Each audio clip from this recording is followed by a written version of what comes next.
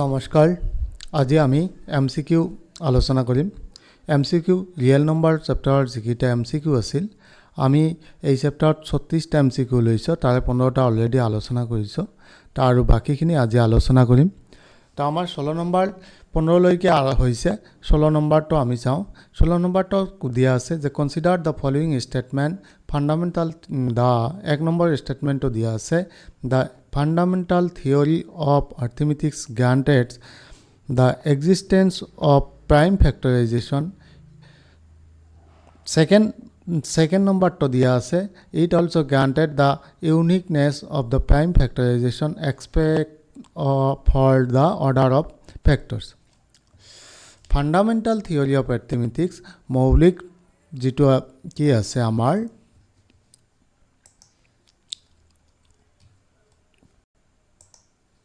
পাটিগণিতৰ মৌলিক উপপাদ্য যেটো আছে তাত কি আছে আমাৰ যে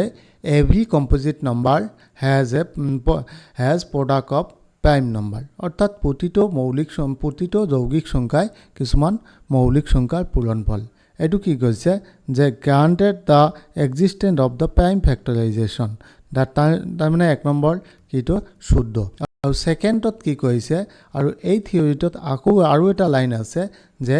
ইয়াৰ ইউনিকনেস আছে অর্থাৎ the every factorization has a unique value ইয়াতে কৈছে granted the uniqueness of the prime factorization আমি ধৰক এটা যৌগিক সংখ্যা এইটো এটা যৌগিক সংখ্যা এইটো কম্পোজিট নম্বৰক যদি আমি ফ্যাক্টৰাইজেশন কৰো 2 into 2 into 5 আৰু এইটো কম্পোজিট নম্বৰক যদি আমি ফ্যাক্টৰাইজেশন কৰো 2 into 2 into 3 into 3 তাই ইয়াক আমি এনেকৈ লিখিব পাৰো 2 স্কয়াৰ into 5 আৰু ইয়াক আমি এনেকৈ লিখিব পাৰো 2 স্কয়াৰ into 3 স্কয়াৰ ইয়াৰ যেটো প্ৰাইম ফ্যাক্টৰ আছে ইয়াৰ প্ৰাইম ফ্যাক্টৰৰ লগত সেম নহয় অৰ্থাৎ 20 যেটো প্ৰাইম ফ্যাক্টৰ আছে আৰু বেলেগ কোনো সংখ্যাৰ লগত 20 প্ৰাইম ফ্যাক্টৰৰ একে নহব আৰু ইয়াৰ যেটো প্ৰাইম ফ্যাক্টৰ আছে বেলেগ কোনো সংখ্যাৰ লগত প্ৰাইম ফ্যাক্টৰ সেম নহব অৰ্থাৎ ইউনিকনেস থাকিব কিন্তু অৰ্ডাৰটো উল্টা পাল্টা হ'ব পাৰে অৰ্থাৎ এনেকুৱা হ'ব পাৰে 5 into 2 স্কয়াৰ বা 3 স্কয়াৰ into 2 স্কয়াৰ এইটো হ'ব পাৰে কিন্তু ইয়াৰ ইউনিকনেসটো থাকি যাব তা গটিকে স্টেটমেন্ট দুটাই কারেক্ট তেতিয়া হলে কোনটো অপশন শুদ্ধ হ'ব 1 only 2 only 3 only 3 both দুটাই অপশন শুদ্ধ হ'ব তাৰ পিছত 17 নম্বৰত কৈছে যে a and b দুটা নম্বৰ আছে এটা a আনটো হল b a নম্বৰটো কিমান আছে a equal to √2 square into 3 into 5 square and b equal to আছে 2 into 3 cube into 7 এই দুটাৰ মাজত according to fundamental theory of arithmetic the HCF কিমান হ'ব অৰ্থাৎ highest common factor কি হ'ব আমি highest common factor বেলিকা কি কৰম আমি প্ৰথমে prime factorization কৰি লওঁ আমি ইয়াৰ এৰ যেটো prime factorization দিয়াই আছে prime factorization কৰাৰ পিছত আমাৰ যি prime number দুটা কমন থাকে সেই prime number দুটাৰ lowest যেটো পাৱাৰ সেটো আমি লওঁ ইয়াতে 2 আছে ইয়াতেও 2 আছে 2 lowest পাৱাৰ কি আছে যে তেনেহলে 2 আছে 2 হ'ব ইয়াতে আৰু ইয়াতে আছে 3 ইয়াতে 3 তেনেহলে 3 হ'ব that means HCF equal to 6 যদি LCM হয় LCM কিমান হ'ব LCM আমি কি জানো LCM হাইয়েস্ট পাৱাৰটো আমি কমন নম্বৰৰ হাইয়েস্ট পাৱাৰটো আগত লওঁ তাৰ পিছত আমি কোফ্যাক্টৰ বিলাক লওঁ কমন নম্বৰ হাইয়েস্ট পাৱাৰ কি আছে 2 square into 3 cube into 5 square into 7 আমাৰ কোশ্চেনত কি দিয়া আছে আমাৰ কোশ্চেনত কোৱা আছে যে এই দুটা সংখ্যাৰ আমাৰ HCF উলিয়াব লাগে HCF উলিয়াবলৈ হলে আমাৰ কোনটো শুদ্ধ হ'ব এইটো শুদ্ধ হ'ব তাৰ পিছত দিয়া আছে 18 number question. 18 number question not ki ase the fundamental theory of arithmetic that can be applied for the proof that এই চাৰিটা অপচনৰ ভিতৰত কোনটো অপচন প্ৰুভ কৰাৰ কাৰণে আমি ফান্ডামেন্টাল থিওৰি অফ অ্যাথমেটিক্স ব্যৱহাৰ কৰোঁ এক নম্বৰটো যেটো আছে the √2 is a irrational number and every number has an even number of factors prime number in only with 1 2 1 3 7 9 আৰু D number to there are definitely the many prime numbers. এই চাৰিটাৰ ভিতৰত কোনটো হয় আমি ফান্ডামেন্টাল থিওৰি অফ অ্যাথমেটিক্স আমি কেতিয়া ব্যৱহাৰ কৰোঁ যে যেতিয়া আমি কোনো এটা প্ৰাইম ইৰেচনেল নাম্বাৰ আৰু মাৰ প্ৰুফ কৰিব লাগে এইটো এটা ইৰেচনেল নাম্বাৰ হয় নে নাই আমি √2 √3 √5 আমি এইবিলাক প্ৰুফ কৰিছো যে এইবিলাক কি যে ইৰেচনেল নাম্বাৰ এইবিলাক যেতিয়া আমি প্ৰুফ কৰিছো তেতিয়া আমি কি ধৰিছো যে √5 ইকুৱেল আমি এজুম কৰি লৈছো √2 equal to is a rational number আমাৰ এইবিলাক ক্ষেত্ৰত যেনে even number of the factor এইবিলাকত ব্যৱহাৰ কৰা নহয় তেনেহলে এই নাম্বাৰটা শুদ্ধ হ'ব if the two positive integer a and b has the HCF equal to 6 and LCM equal to 72 the product of the two number is আমি কি জানো আমি জানো দুটা সংখ্যাৰ পূৰণফল আৰু তাৰ HCF আৰু LCM ৰ পূৰণফলৰ সমান ধৰা হলো a এটা সংখ্যা a এটা নাম্বাৰ and b এটা নাম্বাৰ আৰু ইয়াৰ পূৰণফলটো কি হ'ব ইয়াৰ প্ৰডাক্টটো কি হ'ব অৰ্থাৎ HCF into LCM আমাৰ কি দিয়া আছে হিহতে বিচাৰিছে যে then the product of the two number হিহতে নাম্বাৰ দুটা দিয়া আছে কিন্তু নাম্বাৰ দুটা আমাক দিয়া নাই যে স্পষ্ট কৰি কিন্তু হিহতে কৈছে যে প্ৰডাক্ট বিচাৰিছে তেতিয়াহলে এই দুটাৰ যেটো প্ৰডাক্ট হ'ব এই যে এই দুটাৰ প্ৰডাক্ট সেম হ'ব that means 72 into 6 equal to কিমান হ'ব যিমান হ'ব হেইটোৱে হ'ব a into b ৰ প্ৰডাক্ট 6 2 12 2 6 42 43 43 এইটো হ'ব কোশ্চেন নাম্বার 1 অপশন নাম্বার 1 এতিয়া হিল 20 কি কৈ আছে কনসিডার দ্য ফলোইং স্টেটমেন্ট 1 আর 2 দুটা স্টেটমেন্ট দিয়া আছে এটা স্টেটমেন্টত দিয়া আছে for any two positive integer a and b ab into HCF of the LCM এটো আমি অলরেডি আগতে কৰিলো এইটো স্টেটমেন্ট শুদ্ধ অৰ্থাৎ আমি জানো যিকোনো দুটা সংখ্যাৰ পূৰণফল আৰু সেই সংখ্যা দুটাৰ কি লসাগু আৰু গসাগুৰ পূৰণফলৰ সমান this relation is derived from the fundamental theory of arithmetic based on the unique prime factorization of integer এই যেটো থিওরিটো আহিছে এই যে আমাৰ দিস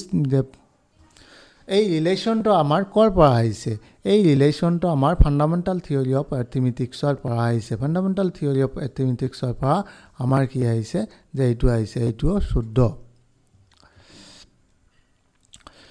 তা which statement is the correct তেতিয়া হলে a আর 1 and 2 both যেটো আছে এইটোৱে কারেক্ট হ'ব Consider the number of the 6 and where n is a natural number. Yet the which of the following statement is true regarding it is the unit digit. আমি ধৰক যিকোনো এটা সংখ্যা ধৰি লওঁ এইটো ইউনিট ডিজিট এটা 10 প্লাস এটা 100 and এটা 1000 প্লাস আমাৰ ইউনিট ডিজিটত কেতিয়া 0 হ'ব আৰু ইউনিট ডিজিট কি ইহতে কি কৈছে যে ইউনিট ডিজিট সম্পৰ্কে কোনটো শুদ্ধ হ'ব আমাৰ ইউনিট ডিজিট যিকোনো এটা সংখ্যাৰ যদি ইউনিট ডিজিটটো 0 হয় তেতিয়াহ'লে সেই সংখ্যা দুটাৰ মাজত সেই সংখ্যাটোক যদি আমি প্ৰাইম ফেক্টৰাইজেশ্যন কৰোঁ প্ৰাইম ফেক্টৰাইজেশ্যন কৰাৰ পিছত 2 into 5 থাকিবই লাগিব 2 into 5 যদি নাথাকে ধৰক এটা আছে এটা নাই তেতিয়াহ'লে ইউনিট ডিজিট কেতিয়াও 0 হ'ব নোৱাৰিব that means ধৰক এতিয়া আমাৰ 430 ইয়াতে যিমান প্ৰাইম ফেক্টৰ থাকে তাৰ ভিতৰত 2 আৰু 5 থাকিব লাগিব হয়তো 2 ৰ পাৱাৰ 5 হ'ব পাৰে 5 ৰ পাৱাৰ 6 হ'ব পাৰে তাৰ লগত ধৰক 7 থাকে 8 থাকে যি থাকে থাকক কিন্তু এই দুটা মাস্ট বি থাকিব লাগিব তো ইয়াতে 6 আছে 6 যেটো আছে 6ক আমি যদি প্ৰাইম ফেক্টৰাইজেশ্যন কৰোঁ তেতিয়াহ'লে 6 ইকুৱেল টু 2 into 3 হয় এইটোত আমাৰ ইউনিট ডিজিটত কেতিয়াও 0 হ'ব নোৱাৰে ইউনিট ডিজিটটো আমাৰ কেতিয়াও 0 হ'ব নোৱাৰে কাৰণ ইয়াতে 2 আছে 3 আছে কিন্তু 5 নাই সেম আমি এক্সাৰসাইজ যেতিয়া কৰিছো তেতিয়া 4 পাই আহিছো 4 2 into 2 কিন্তু ইউনিট ডিজিটটো ইয়াৰ কেতিয়াও 0 হ'ব নোৱাৰে তা কোশ্চেনটো আৰু আমাৰ যেটো কি আছে অপচন দিয়া আছে অপচনটোত কি দিয়া আছে 6 and can end with the 0 of the sum n এনৰ যিকোনো 6 ৰ যিকোনো পাৱাৰৰ ক্ষেত্ৰত এতিয়া আমাৰ কি হ'ব যে এইটো এটা 0 দি শেষ হ'ব আমি জানো এইটো 0 দি শেষ নহয় ধৰক আমি 6 equal to 2 into 3 আৰু 6 ৰ পাৱাৰ যদি আমি ধৰি লওঁ 100 কৰি লওঁ তেতিয়া 200 into 300 হয় নে নাই আৰু 6 ৰ পাৱাৰ যদি আমি n কৰোঁ তেতিয়াহ'লে 2n into 3n ইয়াতে কেতিয়াও 5 আহা নাই যদি 5 আহা নাই that means ইয়াৰ কেতিয়াও ইউনিট প্লেসত কেতিয়াও 0 নাহে তেনেহলে এই statement A is incorrect statement B 6 and always end with B end with 2 এতিয়া আমাৰ 6 ৰ যেটো পাৱাৰ আছে 6 ৰ ইন ডিজিট যেটো আছে আমাৰ ধৰক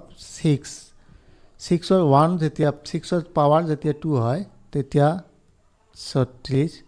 এতিয়া 36 আমাৰ 6 ৰ যিমান আমি পাৱাৰ বঢ়াই যাম যি কোনো পাৱাৰ দিও ইয়াৰ ইউনিট প্লেসত 6 ৰ বাহিৰত বেলেগ কোনো নাথাকে আমাৰ ইউনিট প্লেসত 0 নাহে 6 ৰ বাহিৰত বেলেগ কোনো নাথাকে ইয়াতে কৈছে অলৱেজ এন্ড উইথ 2 এটো নহয় কাৰণ আমি 6 আৰু 6 যেতিয়া কি কৰিছো আমি তেতিয়া কি হৈছে 36 হৈছে এটুক যদি আমি 6 দি কৰোঁ তেতিয়া হলে কি হ'ব 216 আহিব আৰু n নম্বৰ যিমান নম্বৰে দিয়ক ন কিয় ধৰক এইটো যদি 100 দিও 100 দিয়াৰ পিছতো কি হ'ব ইয়াৰ ইউনিট প্লেসত কি থাকিব 6 অলৱেজ এন্ড উইথ 6 n তেতিয়া আছে এতিয়া 22 নম্বৰত কৈছে a number will end with the digit 0 if and only if it is divisible by যদি কোনো এটা সংখ্যাৰ ইউনিট ডিজিটত 0 থাকে যদি কোনো এটা সংখ্যাৰ ইউনিট ডিজিটত 0 থাকে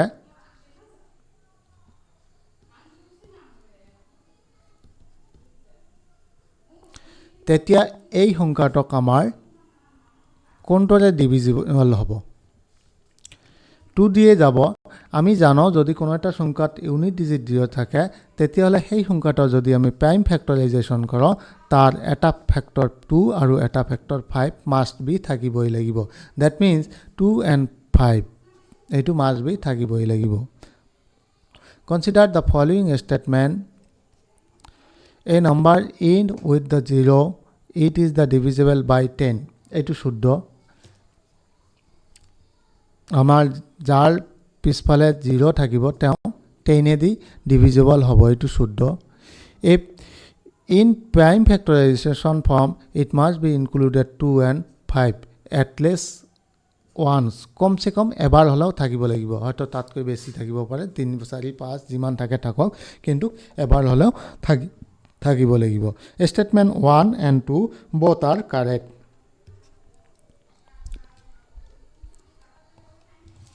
24 নম্বৰ 24 নম্বৰত কি কোৱা হৈছে 24 নম্বৰত কৈছে যে e5 divided by the a square and which of the following must be true a আমাৰ কোন নম্বৰ দিয়া নাই এ আমি যিকোনো এটা নম্বৰ ধৰো কিন্তু a স্কয়াৰটো আমাৰ কি হৈছে যে স্কয়াৰটোক আমাৰ 5 দি ডিভিজিবল হয় তেতিয়াহলে a টক 5 দি ডিভিজিবল হ'ব নে নাই এটো আমি চেক কৰিব লাগে এতিয়া ধৰক a এৰ মানটো আমি ধৰিলো a এৰ মানটো ধৰিলো আমি 15 এনে ধৰি ললো 15 তো 15 into 15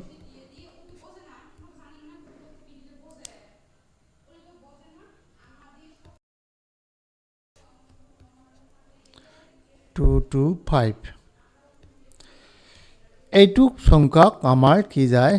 2 to 5 ক আমাৰ 5 দি ভাগ যায় that means 15 কো আমাৰ 5 দি ভাগ যাব অৰ্থাৎ যদি কোনো a স্কয়াৰক যদি গৈছে that means a 5 A the divisible হ'ব যদি 5 এ দি ডিভিজিবল নহয় তেতিয়াহলে এইটু ডিভিজিবল নহব ধৰক এতিয়া আমি a এৰ মানটো ধৰক 7 ধৰিলো আমি 7 যদি ধৰা হয় তেতিয়াহলে a স্কয়াৰ কিমান হ'ব 49 হ'ব 49 ক 5 এ দি ডিভিজিবল হয় নহয় that means a যদি a স্কয়াৰক আমাৰ 5 এ দি ডিভিজিবল হয় that means it is the a এর মানক আমাৰ কি হ'ব 5 এ দি ডিভিজিবল হ'ব a will be divisible by 10 a is divisible by 5 a is even b a is prime number educate a is even a is prime number এটো হ'ব নোৱাৰে এইবিলাক যদি প্রাইম নাম্বার হয় তেতিয়াহলে 5 দি ডিভিজিবল না হ'ব ইভেন নাম্বারও হ'ব নোৱাৰে কাৰণ 25 তো ওড নাম্বাৰ এটোও নহয় আৰু a is divisible by 10 এটোও নহয় এতিয়া ধৰক 30 আমাৰ 10 এ দি ডিভিজিবল হয় কিন্তু 35 ক আমাৰ 10 এ দি ডিভিজিবল নহয় এতিয়া ইয়াক 5 এ দি ডিভিজিবল হয় গতিকে এইটো নহয় তেতিয়াহলে এইটো